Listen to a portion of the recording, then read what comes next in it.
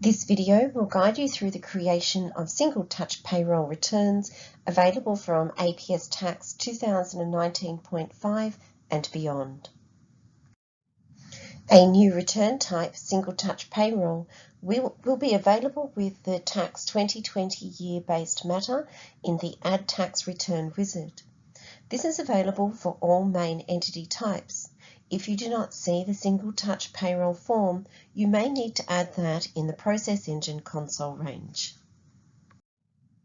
Open the Process Engine console and select Process Range.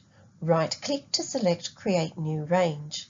Then select Single Touch Payroll and hit OK. You will now have the STP return available. Let's go back to Tax Manager and create our first Single Touch Payroll return. Let's get started. Click on Add, making sure we select the 2020 tax matter, and then select Single Touch Payroll and click on Add. Once the return's created, you can right-click, open return, or simply double-click and open that return up. And we land at the properties page for the actual return.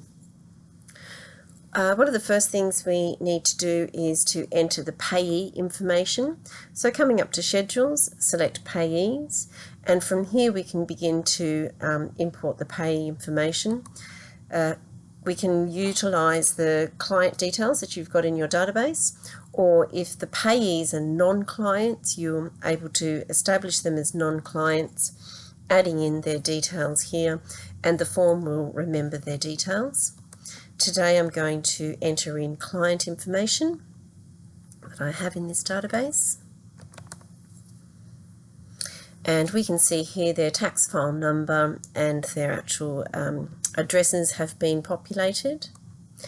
Now, new information that needs to be entered manually by the tax agent is the payroll ID per each payee. We can go through now and enter in payment details. And this is for the payroll period that we're actually establishing this pay run for. So we put the start and the end date, and we can come through and enter the payment details themselves. You'll also notice on the left-hand side, you can submit to the ATO the variety of payment details you might be making for this payee.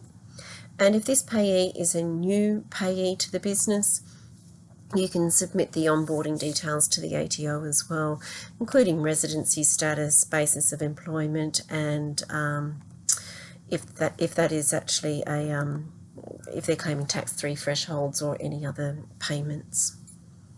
Now, one of the things I'd like to draw to your attention is in the layout section, we now actually have context help available. Oops, one moment. Just come through, select a field, and the context help will actually follow us as we navigate through the return. Additionally, you can actually change the skin of the return that you're working in as well, and that might make it much easier on your eyes working through that. And as I navigate through again, you can see that the context help will follow us. So we've entered in one payee. To enter in additional payees, we come up and we add a new payee. Again, I will select from a client that we have in the database, making sure again that I enter in the payroll ID, and I populate the payroll period details for this payee as well.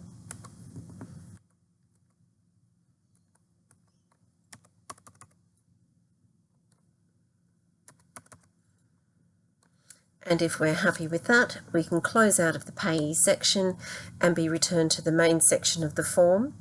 If we come down to payroll details, we'll notice now that the software has collated the information, how many payees that we actually have, and what the dollar amounts are that we've paid these people.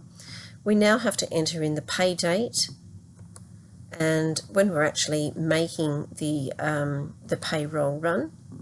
Yep. Fantastic. We can go through and complete the declaration section and then save the return and close that, and once you've completed it, it's ready for lodging.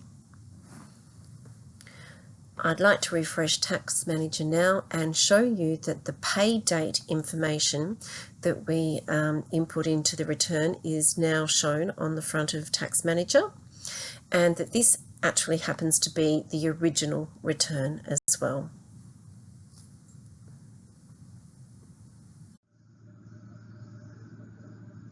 As part of the upgrade, a new field has been created in AusFile numbers.